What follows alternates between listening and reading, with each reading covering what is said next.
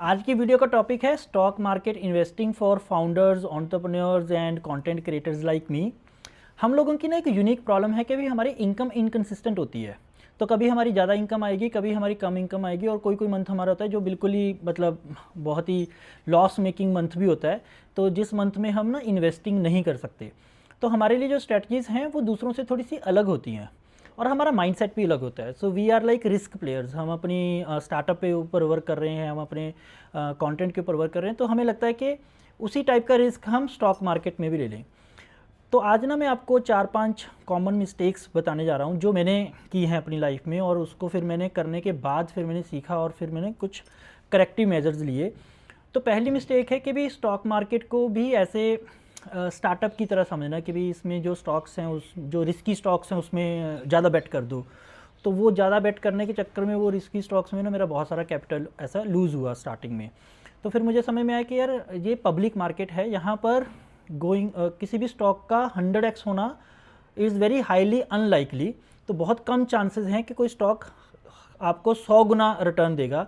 Startup investing में 1000 गुना return भी आ सकती है आपकी, ठीक है, लेकिन स्टॉक मार्केट में, पब्लिक मार्केट में इतना बड़ा रिटर्न नहीं आएगा। तो आपका जो रिस्क है वो भी उसके अकॉर्डिंग ही प्ले आउट होना चाहिए।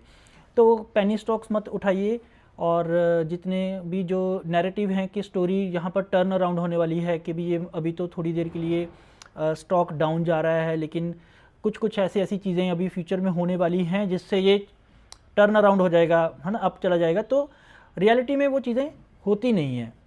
तो अब वो स्टोरीज़ के ऊपर मैं उस टाइप से बिलीव नहीं करता, मैं डेटा के ऊपर ज़्यादा बिलीव करता हूँ।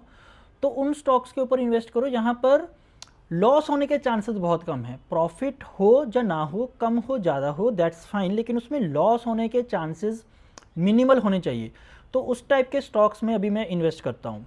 तो बाकी की हम डिटेल में बात कर लेंगे। तो ये पहली मिस्टेक है कि रिस्क, इसमें ओवर रिस्क मत प्ले करो, क्योंकि हम वैसे ही रिस्क ले रहे हैं। हम अपनी लाइफ में ना अपने कैपिटल के साथ अपने बिजनेस में रिस्क ले रहे हैं। तो स्टॉक मार्केट हमारे लिए सेफ़र गेम होनी चाहिए। जो लोग जॉब में हैं वो उनके लिए वो रिस्क फ्री चीज़ है, वहाँ पर उनका कंसिस्टेंट इनकम आ रहा है। तो probably they can take more risk in stock market, वहाँ पर उनको हायर रिटर्न मिल सकते हैं। हमें हायर रिटर्न हमारे बिजनेस से मिलेगी। स्टॉक मार्केट में मॉडरेट रिटर्न से हमारा काम चल जाएगा। हमारे लिए इंपॉर्टेंट है कि स्टॉक मार्केट में इन्वेस्ट करके हमारे पास एक कैपिटल जुड़ी रहे, हमारे पास एक इन्वेस्टमेंट पोर्टफोलियो बना रहे, जिसका हम फ्यूचर में कोई और यूज़ कर पाएँ, या तो हम बिज़नेस में यूज़ कर पाएँ या कहीं और यूज़ कर पाएँ, ठीक है। सेकंड मिस्टेक यही है कि हमें पता ही नहीं है कि जो भी हमने इन्वेस्टमेंट की है, मान लो आज मेरे पास 5 लाख का प्रॉफिट आ गया और 5 लाख मेरे पास एक्स्ट्रा पड़े हैं, तो उसको उठा के मैंने स्टॉक मार्केट में इन्वेस्ट कर दिया। अब 2 महीने बाद अगर मुझे उसकी ज़रूरत है तो मैं इसमें से पैसे निकाल के इमीडिएटली उसको यूज़ कर लूँगा। So that's another mistake. हमें पता होना चाहिए कि जो हमारी इन्वेस्टमेंट है वो कितनी इन्वेस्टमेंट है हमारी लॉन्ग टर्म, कितनी शॉर्ट टर्म, कितनी पे हम बिल्कुल 100% रिस्क ले सकते हैं। कुछ ऐसा वियर्ड सा एक्सपेरिमेंट कर सकते हैं, मे बी ट्रेडिंग में कर लिया, क्रिप्टो में कर लिया, जहाँ पर अगर वो पैसा बिल्कुल ज़ीरो भी हो जाए ना, तब भी हमें मतलब फाइनेंशियली या मेंटली इतनी स्ट्रेस ना हो।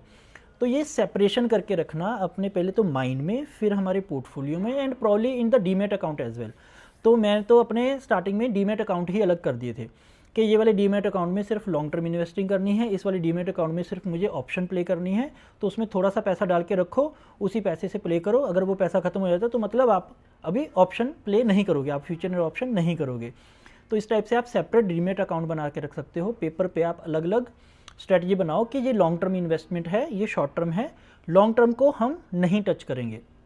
तो ये वाली सेपरेशन हमें बना के रखिए। तो ये वाली गलती हम नहीं करेंगे जो मैंने पास्ट में की है। तीसरी मिस्टेक है कि जो भी हमारा पोर्टफोलियो होता है उसमें कुछ स्टॉक हैं वो पॉजिटिव में होंगे, कुछ नेगेटिव में होंगे। मान लो आपने 2 स्टॉक खरीदे, उसके अंदर दोनों के अंदर 10,000 लगाया। एक स्टॉक आपका 10,000 से 12,000 हो गया और दूसरा स्टॉक 10,000 से 9,000 हो गया। अब आप कौन सा स्टॉक सेल करोगे?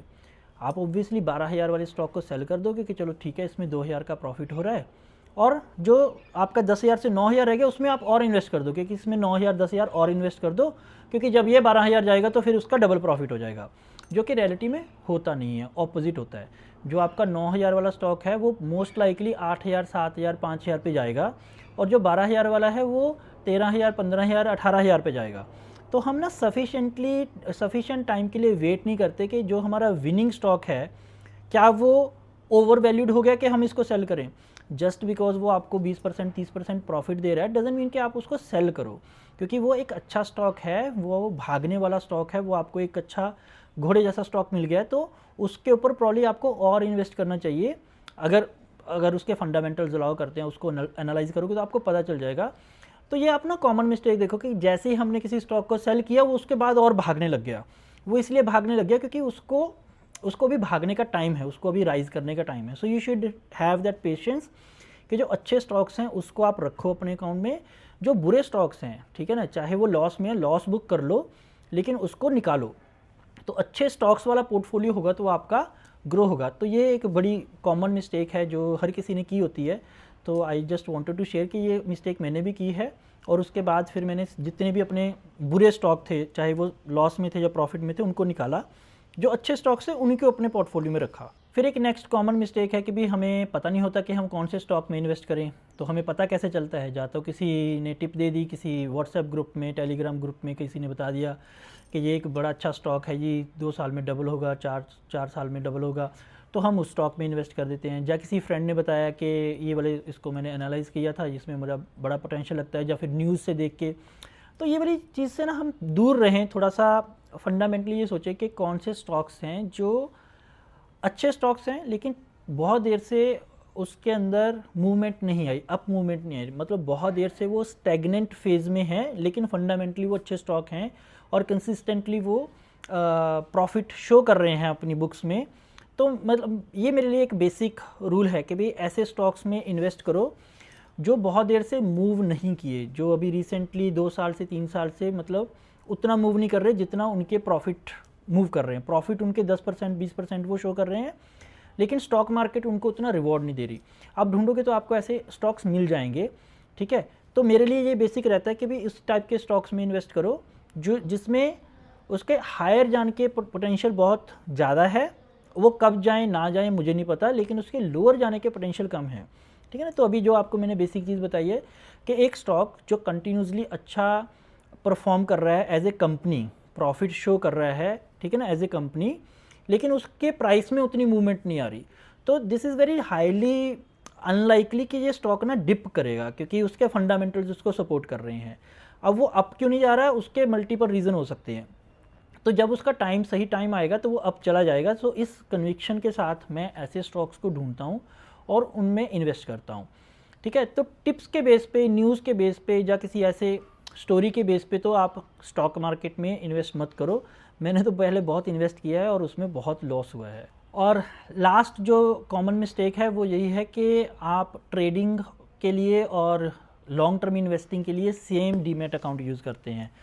तो अगर आपके पास सिर्फ एक ही डीमैट अकाउंट है, उसी के अंदर आप सारी चीज़ें इन्वेस्ट कर रहे हैं, सारी ट्रेडिंग कर रहे हैं, तो उसको आप सेपरेट कर लो। तो एक आपका लॉन्ग टर्म के लिए होना चाहिए, एक शॉर्ट टर्म के लिए होना चाहिए। तो शॉर्ट टर्म में आप कम कैपिटल रखोगे, उतना ही कैपिटल रखोगे जिसके ऊपर आप रिस्क ले सकते हो, ठीक है। अगर वो कम कैपिटल है, उसके ऊपर आपने रिस्क लिया और वो 50% भी रह गया, तो आपके इम्पैक्ट दिमाग में इतना बड़ा नहीं आएगा, वर्सेस जिसमें आपका ज़्यादा कैपिटल है और लॉन्ग टर्म आपने उसको इन्वेस्ट करके रखा हुआ है। तो होता क्या है कि हम ना कई बार ईगो पे ले जाते हैं कि अगर हमारे पास लॉस हो गया तो हम कहते हैं कि यार ऐसे कैसे लॉस हो गया, मैं तो उसको प्रॉफिट में ही निकाल के दिखाऊंगा। तो ट्रेडिंग में जब ये किसी के माइंड में आ जाता है ना कि भी मार्केट के साथ आज फाइट करेंगे और प्रॉफिट में ही आज तो उठेंगे, तो फिर वहाँ से ना ओवर ट्रेडिंग शुरू हो जाती है। ओवर ट्रेडिंग शुरू होते ही तो जो आपके लॉन्ग टर्म के लिए आपने कैपिटल रखा होता है, क्योंकि वो सेम ही अकाउंट में पड़ा होता है, तो उसको भी आप फिर ट्रेडिंग में उड़ा देते हो। तो मेरी एडवाइस यही है कि अगर आपके पास एक ही अकाउंट है डीमेट का, तो उसको आप एक दूसरा अकाउंट ओपन करवा लो और दोनों में आप ये डिस्टिंक्शन बना लो कि भाई ये एक लॉन्ग टर्म के लिए है, एक ये शॉर्ट टर्म के लिए है। तो मेरा जो फेवरेट अकाउंट है वो ज़ीरोधा है, मेरे लिए बड़ा कन्वीनियंट ये रहता है।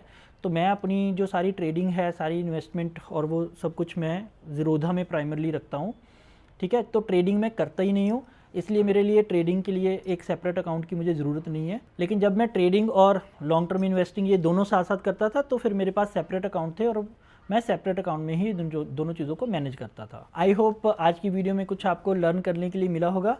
तो इन्हीं टॉपिक्स को एज ए बेस मान के कि ये जो कॉमन मिस्टेक्स हैं इसको हम कैसे ओवरकम करें और स्टॉक इन्वेस्टमेंट में हम क्या क्या स्ट्रेटजीज़ के साथ, कौन से माइंडसेट के साथ हम इन्वेस्ट करें without sharing any tips on any stocks. तो मैं इस चीज़ को अभी आगे कंटिन्यू करना चाहूँगा और कुछ और इसी टाइप की सिमिलर वीडियोस मैं आपके लिए क्रिएट करूँगा। सो थैंक्स फॉर वॉचिंग, और प्लीज़ इसके ऊपर कमेंट करके बताइए कि कौन सी एक और मिस्टेक है जो आपने की है जो इसमें मैंने मेंशन नहीं की, सो दैट मैं उसको भी थोड़ा सा नेक्स्ट वीडियो में किसी में इंक्लूड करके रखूँ। Okay, thank you, bye bye.